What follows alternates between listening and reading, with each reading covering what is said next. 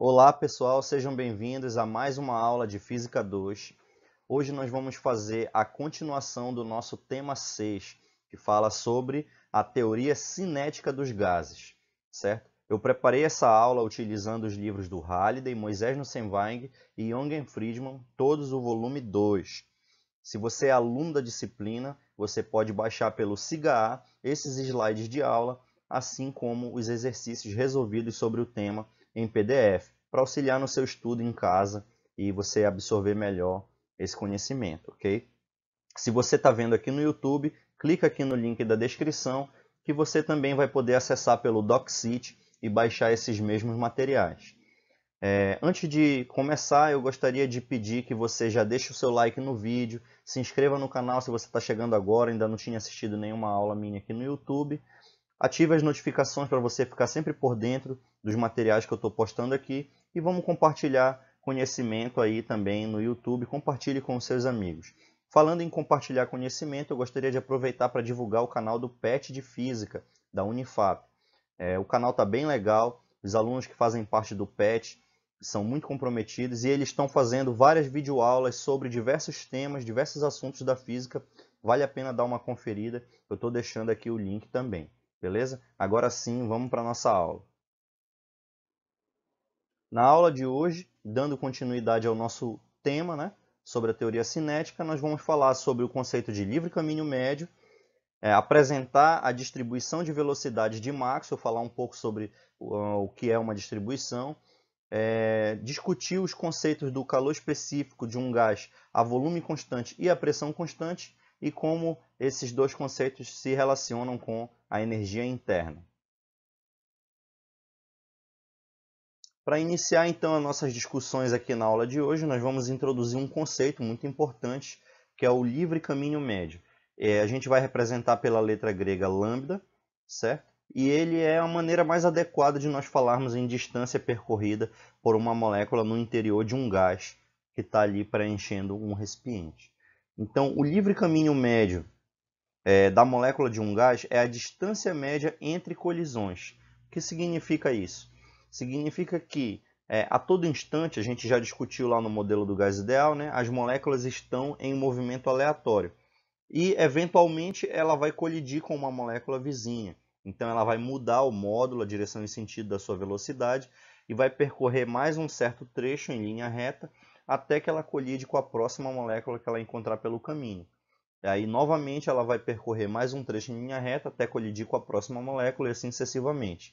Em cada um desses intervalos, a molécula vai percorrer uma distância diferente. Porém, a gente pode trabalhar com um valor médio dessa distância. E esse é justamente o lambda.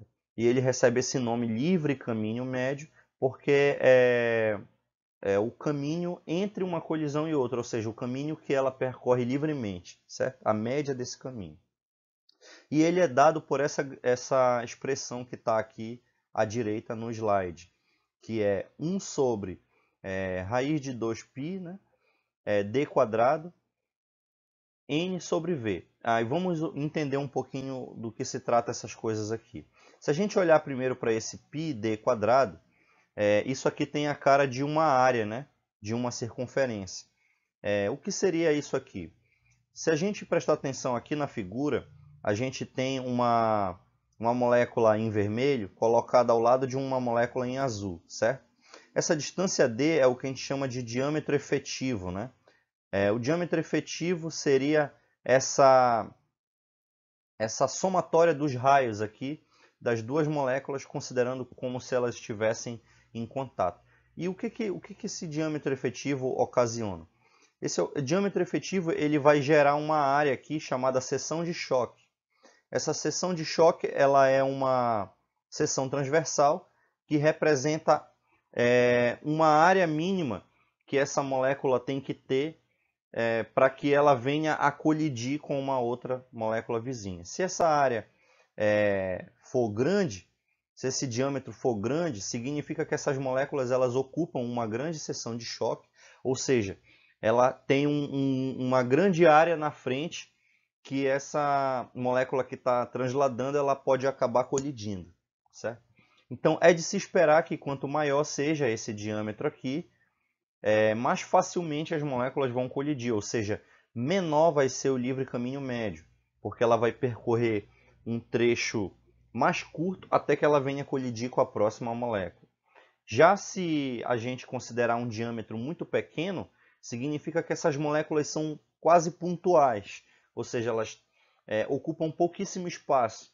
Então elas não vão ser obstáculo na frente de uma molécula que a gente está acompanhando pelo seu movimento no gás, né? Então quanto menor for o diâmetro aqui, maior vai ser o lambda.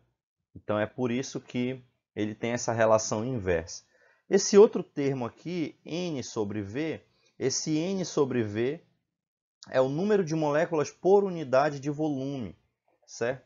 Significa que a gente tem uma densidade de moléculas aí, ou seja, é uma medida de quantas moléculas eu tenho ocupando esse gás. Se esse número for grande, significa que eu tenho muitas moléculas no gás. Muitas moléculas no gás vai fazer com que mais facilmente elas venham a colidir. Então, quanto maior for o valor dessa razão aqui, menor vai ser o livre caminho médio, ou seja, a molécula vai percorrer um trecho mais curto até que ela venha a colidir com a próxima. E quanto menor for o valor dessa razão, maior vai ser o livre caminho médio. Isto é, quanto menos moléculas eu tiver ocupando aquele volume, mais dificilmente elas vão colidir, portanto, a molécula vai percorrer um trecho maior até que ela encontre uma próxima molécula que venha a colidir. Ok? Esse fator aqui de raiz de 2, ele aparece na dedução dessa expressão, né? E ele tem a ver com o fato de que todas as moléculas aqui estão em movimento relativo, e não é simplesmente uma que está se movendo enquanto as outras estão paradas. Tá? Eu não vou mostrar aqui a demonstração dessa equação, mas tem nos livros, tá? Vocês podem consultar. Mas é importante a gente conhecer, então, essa expressão aqui do livre caminho médio, ela vai ajudar a gente aí a resolver alguns exercícios de teoria cinética dos gases. Agora vamos observar essa animação que está aqui passando no slide e vamos observar o seguinte: a gente tem vários pontinhos representando as moléculas de um gás preenchendo esse recipiente e cada um desses pontinhos se move com uma determinada velocidade. Observa que alguns se movem mais lentamente, enquanto que outros se movem mais rapidamente. Tentem acompanhar o movimento de uma molécula e vocês vão perceber essa característica que eu falei para vocês. Bom, o que isso aqui representa? Representa que as moléculas de um gás nem todas apresentam a mesma velocidade, né? Existe sim uma correlação em que a gente pode analisar a média das velocidades em comparação com a temperatura, por exemplo. Aqui na animação que eu mostrei, a gente tem as moléculas de um gás a 200 graus Celsius. Mas se a gente colocar ele a 400 graus Celsius, a gente vai perceber que, na média, as moléculas vão estar mais rápidas. Mas se a gente quiser ser mais preciso e determinar quantas moléculas estão mais lentas e quantas estão mais rápidas e quantas estão com uma velocidade próxima da média, então a gente precisa fazer uma contagem, certo? Uma contagem para cada valor de velocidade atribuir um número que representa justamente esse número de moléculas aí que se movem com essa determinada velocidade. Isso é o que a gente chama de distribuição de velocidade das moléculas. Bom, a distribuição é um objeto matemático que ele tem alguma semelhança sim com uma função, porém são objetos diferentes. Eu não vou me ater aqui aos detalhes matemáticos, né, do que seria a diferença entre uma distribuição e uma função, mas vamos imaginar aqui, em termos simplistas, que a distribuição ela é uma contagem, ok? Então, para cada valor de V, eu vou atribuir um valor PV, que esse P representa a probabilidade de encontrar uma molécula que tenha esse valor de velocidade V, certo? Repetindo, se eu tiver um determinado valor de velocidade V, eu quero saber o quão mais provável é haver uma molécula que possua essa velocidade. Então, se a velocidade for muito baixa, a probabilidade tem que ser pequena, né? Então, é difícil que você encontre uma molécula parada, por exemplo, né? Ou com velocidade próxima de zero. Mas também se a velocidade for extremamente alta, absurdamente alta, é tão pouco provável que você vai encontrar uma molécula com essa velocidade. Okay? Então pode até existir uma ou outra mais rápida, mas a probabilidade vai ser baixa. E se você tiver uma velocidade ali intermediária, próximo do que seria a média ali, esperada para essas moléculas, você já vai ter um valor maior de velocidade. Então, a distribuição ela vai ter um formato mais ou menos assim, né? Onde você vai ter uma pequena probabilidade de que as moléculas tenham velocidades baixas, uma pequena probabilidade de que as moléculas tenham velocidades mais altas, mas você vai ter uma alta probabilidade de encontrar moléculas aqui com um valor próximo de um valor médio, ok? A gente vai ver que existe mais de uma maneira de calcular essa média, né?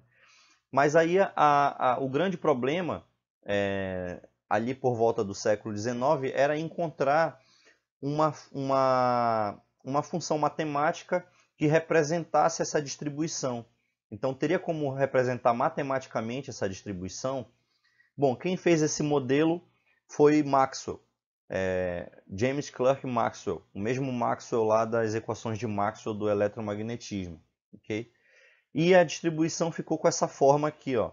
Então ficou com a forma seguinte: PV, ou seja, a probabilidade de encontrar uma molécula com velocidade v, é dada por uma constante, que é 4π vezes a raiz quadrada desse termo aqui entre parênteses elevado ao cubo. Ó. Depende da massa molar dividido por 2π RT, multiplicado pela velocidade ao quadrado e vezes essa exponencial aqui negativa, cujo expoente é menos mv² sobre 2RT. Uma expressão grande, né? Mas ela é muito importante e vai ajudar a gente a fazer vários cálculos dentro da teoria cinética. Então, o produto PVDV, né? Ou seja, se eu pegar essa probabilidade e eu fizer uma fração aqui de largura dV, né? O que vai ser esse produto PVDV? É a fração de moléculas que tem velocidade no intervalo dV no entorno da velocidade v. Então, ó, o valor de v seria um valor aqui, intermediário, ok? E a largura desse retângulo é justamente o dV. Então, quando eu faço PVDV, eu estou pegando uma área aqui infinitesimal desse retângulo no gráfico, ok? Agora, se eu integrar isso, eu tenho o cálculo da probabilidade de encontrar uma molécula com essa velocidade. Então, aqui vai aparecer algumas integrais, ok? Uma curiosidade é o seguinte: se você integrar essa função de probabilidade de zero até o infinito, ela toda, ou seja, você está integrando ela em todo o intervalo aqui das abscissas, né, para todos os valores possíveis de velocidade, isso aqui vai dar 1, certo? Significa que você tem aí o total das probabilidades, né? A gente já estudou probabilidade, né, em matemática, e você sabe que quando você soma todas as probabilidades daquele conjunto ali, você tem o valor 1. E as probabilidades individuais dos elementos ali do conjunto, elas vão ser sempre um valor entre 0 e 1, ok? Então a gente diz que a grandeza PV, P de V, é uma função distribuição de probabilidade, beleza? Bom, a gente vai explorar um pouquinho mais essa função de distribuição de probabilidade de Maxwell mais à frente. Usando a distribuição de velocidades de Maxwell, né, que vai ser justamente a distribuição de velocidades das moléculas de um gás, você pode calcular a média de diferentes modos, né? Você pode encontrar alguns valores médios e cada um desses valores médios ele é uma grandeza estatística. Ele vai nos dar uma ideia de como essas moléculas se movem no interior do gás.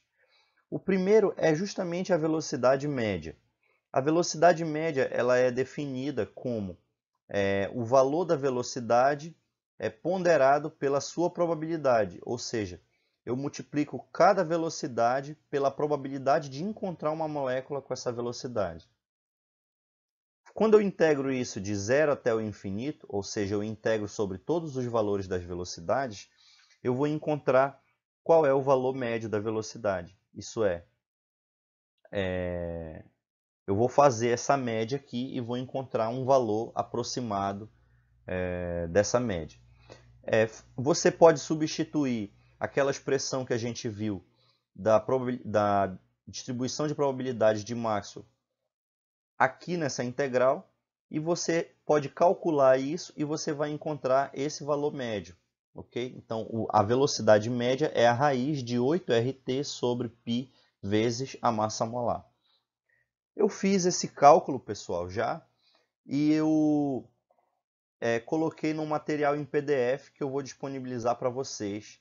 Vocês podem clicar aqui no link da descrição do vídeo, que vocês vão poder olhar em detalhes como é que se faz essa integral aqui, tá bom? Partindo da distribuição de velocidade de Maxwell. A segunda forma de nós estimarmos uma velocidade das moléculas de um gás é através do cálculo da velocidade mais provável. A velocidade mais provável é justamente aquela velocidade que tem a maior probabilidade, ou seja, de todas as velocidades ali, qual é aquela que possui a probabilidade maior, ok? Então, basta você pegar o gráfico lá da distribuição, né, que ele vai ser um gráfico assim, e você vê o ponto de máximo. Então, a gente está interessado em calcular esse valor aqui, que tem a maior probabilidade, certo? E como é que a gente calcula o máximo de uma função? A gente usa o recurso de derivar e igualar a zero. Okay? Então, essa é uma técnica clássica de achar o máximo de uma função aí com os recursos do cálculo. Okay? O valor de v que faz com que essa derivada dê zero é o chamado valor Vp, ou seja, é o valor da velocidade mais provável. Mais uma vez, eu resolvi isso aqui já, estou disponibilizando para vocês no link da descrição, e o resultado é esse aqui, raiz de 2RT sobre m. Observa que ele é bem parecido com o anterior, né? Porque ele vai depender de RT sobre m também. Porém, o que muda é a constante aqui na frente, que agora não é mais 8 sobre π, e sim é um 2. Tá bom? Existe uma terceira maneira de você estimar a velocidade média das moléculas de um gás. Essa maneira é justamente você calculando a velocidade média quadrática dessa vez. Essa velocidade média quadrática, root mean square, né, num termo em inglês, vou escrever aqui, root mean square, tá? Ela fica abreviada por VRMS. E ela é definida como a raiz da média, mas agora não a média das velocidades simplesmente, e sim a média das velocidades ao quadrado. Então você pega cada uma das velocidades ao quadrado e calcula usando a mesma forma de cálculo da média que a gente fez para o primeiro caso. Só que agora você usa os valores de v ao quadrado. Quando você encontrar esse v quadrado médio, é só você tirar a raiz dele e você tem o VRMS. Tá bom? Calculando isso, mais uma vez eu vou disponibilizar no link da descrição, você encontra que o resultado do VRMS dá raiz de 3RT sobre a massa molar. A gente já tinha conversado sobre esse resultado lá no nosso slide da aula anterior. Então, se você não viu, confira lá a nossa primeira aula também. Beleza? Então, isso aqui são algumas funcionalidades da distribuição de velocidades de Maxwell. Agora vamos analisar um pouco mais em detalhe aqui, do ponto de vista gráfico, como se comporta a distribuição de velocidades de Maxwell, usando agora o caso das moléculas de oxigênio, certo? Então nós vamos utilizar aqui o gás O2 como exemplo para o nosso estudo. Aqui no gráfico da esquerda, essa curva em verde representa a distribuição de probabilidades das velocidades das moléculas de oxigênio. E a gente pode observar aqui os valores médios que a gente discutiu agora há pouco. O primeiro deles aqui, que é o ponto máximo da curva, é justamente o valor mais provável. Então, a velocidade mais provável, você vai encontrar ela sempre aqui no ponto extremo superior da distribuição. Logo em seguida, a gente observa que o valor médio ele vai estar aqui um pouco mais ao lado, observem, né? Então, aqui está o valor da velocidade média das moléculas. E um pouquinho mais à frente vai estar o VRMS, ou seja, a velocidade média quadrática. Observa que essas velocidades elas têm valores relativamente próximos, mas não são idênticos, né? Então, elas são ligeiramente diferentes. E aqui à direita, ainda no mesmo gráfico, a gente tem um retângulo em amarelo representando a mesma ideia que eu tinha discutido com vocês agora há pouco, né, no slide anterior. Então, você pode multiplicar a probabilidade de encontrar uma molécula com essa velocidade por um intervalo de velocidades infinitesimal dv, e esse retângulo aqui ele vai representar a probabilidade de encontrar uma molécula com uma velocidade que esteja no entorno desse dv, ou seja, infinitesimalmente menor e infinitesimalmente maior. Então, essa área é isso aqui, tá? Se você integra esse resultado, você tem isso que está colocado aqui na parte esquerda de baixo do slide, que é a integral sobre todos os valores de velocidade, ou seja, de 0 até o infinito.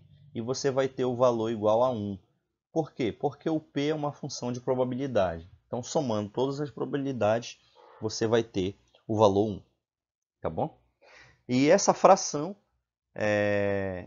entre V1 e V2, se você determinar um valor de velocidade V1 e um valor de velocidade V2, e eu quero saber quantas moléculas têm velocidades nesse intervalo, ou seja, nessa fração aqui, que está entre V1 e V2, basta você integrar substituindo os limites de integração por esses valores extremos das velocidades que você está calculando. Beleza? Aqui à direita a gente analisa o que acontece com a distribuição de velocidades quando a gente aumenta a temperatura. Então a curva em laranja é a distribuição de velocidade do oxigênio quando a temperatura é de 80 Kelvin. Observa que ela é uma curva bem mais estreita. Significa que a velocidade máxima aqui, aproximadamente, que uma molécula pode ter, ela é menor, né? E a velocidade mais provável também tem um valor menor. Observa também que, por ser uma curva mais estreita, significa que as velocidades das moléculas não são tão diferentes assim, ou seja, elas vão de um valor aqui próximo de 0 até um certo valor máximo que se aproxima ali, nesse caso aqui vai em torno de 600 metros por segundo. Okay? E se eu aumento a temperatura, o que acontece agora? O que acontece vai ser esse segundo caso aqui da curva em verde. Então ela representa as moléculas de oxigênio, só que agora na temperatura de 300 Kelvin. Observa que o valor máximo aqui, a velocidade mais provável, ela está deslocada para a direita. Significa que, na média, as moléculas estão mais rápidas, né? Então, o valor mais provável de você medir a velocidade de uma molécula não é mais esse valor aqui de 200, e sim um valor de 400 metros por segundo. Tá bom? E observa que a distribuição ficou mais alargada também. Por que ela ficou mais alargada? Porque você aumenta a discrepância entre os valores das velocidades. Então, as velocidades mais baixas, você vai ter um certo número de moléculas aqui com velocidade da ordem de 100, né? 100 metros por segundo. E da mesma forma, você vai ter um certo número de moléculas que vão estar com velocidades aqui da ordem de 800 metros por segundo. Então, você vai ter um intervalo aqui, um range, que a gente chama, né? Um range de valores bem elevado. Outra coisa que você pode observar é que o pico do gráfico desceu. Então ele estava numa certa altura aqui, ó, né? E ele veio parar numa altura bem mais baixa. Se você continuar aumentando a temperatura, você vai observar novamente essa tendência de abaixar o pico. Isso por quê? Porque a área embaixo de cada um dos gráficos tem que continuar sendo a mesma, né? A forma da distribuição pode mudar, mas sempre quando você calcular a área embaixo do gráfico aqui, ela vai dar o valor 1, certo? Então, essa área aqui que eu estou riscando, ela vale 1, e essa outra área que eu estou riscando aqui de outra cor, ela também vale 1, ok? Então, é por isso que o máximo de probabilidade da função ele diminui aqui. Pessoal, essa ideia aqui da distribuição de velocidade de Maxwell, ela ajuda a gente a entender muitos fenômenos que acontecem na natureza. Eu vou usar dois exemplos aqui retirados do livro do Halliday, que são muito interessantes. O primeiro deles é a questão da chuva, certo? Vamos entender. Então, quando o Sol, aqui nessa figura do centro aqui do slide, né? Quando o Sol ele incide sobre a água de um lago, por exemplo, ele vai aquecer essa água, certo? Mas quando ele aquece essa água, as moléculas vão estar mais agitadas. Quanto maior a temperatura, maior a agitação das moléculas. Mas a gente sabe que as moléculas na água elas não vão estar agitadas igualmente, ou seja, elas não vão estar todas com a mesma velocidade. A distribuição de velocidade das moléculas na água vai obedecer um padrão muito semelhante à distribuição de moléculas de um gás ideal. Eles vão se comportar de maneira parecida também, né? E a forma da distribuição vai ser justamente essa que está aqui no gráfico da esquerda. Observa que essas moléculas que têm um valor mais provável aqui de velocidade, elas não são rápidas o suficiente para escapar aqui do lago, ou seja, para escapar das ligações com as moléculas vizinhas e aí acabar passando para a fase de vapor.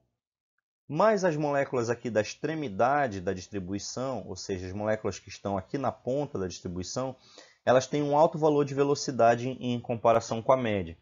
Significa que essas moléculas mais rápidas elas conseguem se mover e escapar das interações com as moléculas vizinhas. Então elas se desprendem, vamos dizer assim, desse corpo de água como um todo, né, que é a superfície do lago, e passam para a fase de vapor. Então as moléculas que evaporam do lago são essas moléculas mais rápidas que estão aqui. Essas evaporam, né? E são essas moléculas que vão dar origem à chuva, porque elas vão passar na fase de vapor para a atmosfera e vão se aglomerar na forma de nuvens a uma certa altura, né, a cerca de aproximadamente 12 quilômetros da superfície da Terra. E a gente vai ter aí então a precipitação. Então, nesse momento aqui da figura mais avermelhada, a gente tem a evaporação, ou seja, as moléculas de água subindo, e na figura aqui do fundo do slide, a gente tem a precipitação, que é quando exatamente acontece a chuva. Okay? Uma coisa curiosa, então, quando essas moléculas mais rápidas, que eu risquei aqui na distribuição, voltando aqui para o gráfico, quando elas passam para a fase de vapor, deixa de existir essa porção aqui da distribuição? Não, porque justamente devido às colisões, outras moléculas que estão um pouco mais lentas, elas passam a ficar mais rápidas e ocupam o lugar dessas aqui que saíram da distribuição e a distribuição como um todo fica com a mesma forma, ok? Então é isso que acontece aí para ocasionar a origem das chuvas. Da mesma forma, a gente pode utilizar a distribuição de velocidades das moléculas para entender como que acontecem as reações no interior do Sol e como que se produz, por exemplo, a luz solar. Então a gente sabe que o Sol ele é uma estrela formada em grande parte de hidrogênio, né? E esses hidrogênios, esses átomos de hidrogênio, eles estão ionizados, ou seja, eles são simplesmente prótons, né? São prótons que estão circulando aí no interior do Sol, né? Eles perderam o seu elétron que estavam orbitando. Bom, esses prótons, eles circulam no interior do Sol. A gente entende que o Sol é uma grande massa de gás extremamente comprimido e rápida, né? E quente. Então, esses prótons, eles eventualmente podem colidir e quando eles colidem, eles se fundem para gerar um átomo de hélio numa reação de fusão nuclear, e isso é que libera a energia em forma de radiação que vai percorrer o sistema solar e chegando até nós na forma de luz e calor. Mas para que esses prótons eles acabem colidindo e reajam, né, através de uma reação nuclear, eles têm que estar muito rápidos, porque a gente sabe que os prótons, pela interação eletromagnética, né, por terem carga positiva, eles vão se repelir. Então, se esses prótons eles estão com uma velocidade aqui próxima da velocidade média na distribuição, né? Então, aqui é a velocidade mais provável dos prótons, certo? Se eles estão com essa velocidade, eles não conseguem vencer a repulsão eletrostática e eles não vão conseguir se fundir. Mas os prótons que estão aqui na extremidade da distribuição, ou seja, os prótons mais rápidos, eles conseguem colidir com velocidade suficiente para vencer a repulsão eletromagnética e sim reagir formando um átomo de hélio e liberando energia. Então esses aqui são os prótons que reagem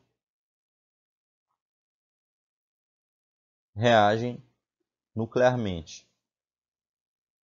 Ok?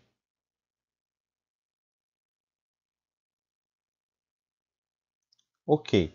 Então, imediatamente, quando esses prótons aqui reagem, outros prótons que estão aqui na parte intermediária, mais interna aqui da distribuição, vão lá e ocupam o seu espaço. Ou seja, por colisão, eles acabam acelerando uma certa porção de outros prótons que vão ocupar essas velocidades aqui e a distribuição vai se manter como um todo da mesma forma. Agora, já que nós estamos falando em velocidade das moléculas de um gás, faz sentido a gente falar também sobre energia cinética, não é verdade? Se você tem velocidade, você tem energia cinética. A gente sabe lá da mecânica, né? A gente já estudou em Física 1 que a energia cinética, eu vou chamar de K, ela é dada por massa vezes a velocidade ao quadrado dividido por 2, ou seja, 1/2 do produto entre a massa e o quadrado da velocidade. Então, se a gente tem uma velocidade aqui média, né, a gente vai ter uma energia cinética média também. E essa aqui vai ser a energia cinética de translação média de um átomo. E essa energia cinética de translação média, ela vai depender somente da temperatura. A gente viu isso aqui lá na nossa aula anterior, certo? Agora, se eu quiser saber a energia interna de um gás, e eu estou considerando que essas partículas são não interagentes, ou seja, toda a energia que o gás contém no seu interior, na verdade, são energia cinética das moléculas. Então, a energia interna, ela vai ser o quê? Ela vai ser um somatório, né? Ela vai ser um somatório das energias cinéticas de cada uma das moléculas. Como essas moléculas eu estou tratando como se fossem moléculas iguais, basta eu multiplicar o número de moléculas que eu tenho nesse volume como um todo do gás pela energia cinética média. Agora, nós conhecemos uma relação, né, entre o número de moléculas e o número de mols. Então, esse N grande, ele é o Nzinho vezes o número de Avogadro. Então, se você utilizar essa substituição aqui na expressão da energia interna, você vai obter o seguinte, ó. Você vai ter que número de mol vezes o número de Avogadro vezes a energia cinética média, isso é a energia interna, ok? Substituindo o valor da energia cinética média aqui por 3/2 de kT, o que nós vamos ter? Nós vamos ter N por NA vezes 3/2 de kT. Mas a gente sabe que o K ele é, na verdade, R sobre NA. Então, se eu passar o NA multiplicando o K, eu vou ter o R, certo? Então, se eu multiplicar o NA aqui e o K, eu vou ter, na verdade, o R. Então, eu posso reescrever a energia interna como 3/2 de nRT. Observa que essa energia ela só depende da temperatura, ela não depende de outras variáveis como, por exemplo, a massa molar do gás ou outras variáveis específicas dependendo do tipo do gás, certo? Então a energia interna de um gás é, na realidade, a soma da energia cinética dos átomos e moléculas do gás. Beleza? Então, quando a gente fala em energia interna, a gente fala desse total, esse conteúdo total de energia aqui presente. Bom?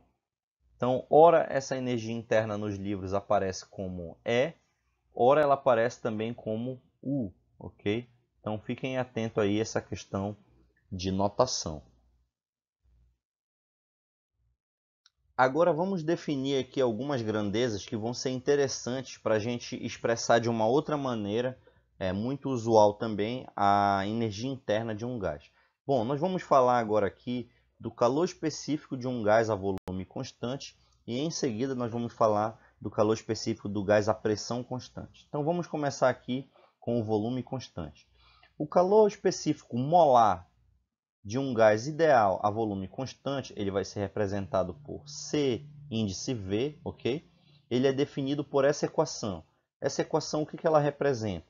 Ela representa assim, ó, a quantidade de calor que um determinado número de mols de um gás tem que receber para que ele sofra uma variação na sua temperatura.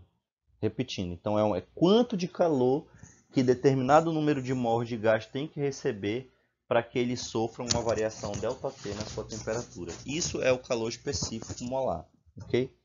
Mas se a gente fixar a ideia de que nós estamos trabalhando a volume constante, então a volume constante, o que vai acontecer? Pela primeira lei da termodinâmica, a gente tem o seguinte, ó, que ΔU ele é igual ao calor mais o trabalho, né? Mas a volume constante, o trabalho é nulo. A gente já discutiu isso aqui, né? O trabalho ele depende da variação de volume. Se o volume for constante, ele é nulo.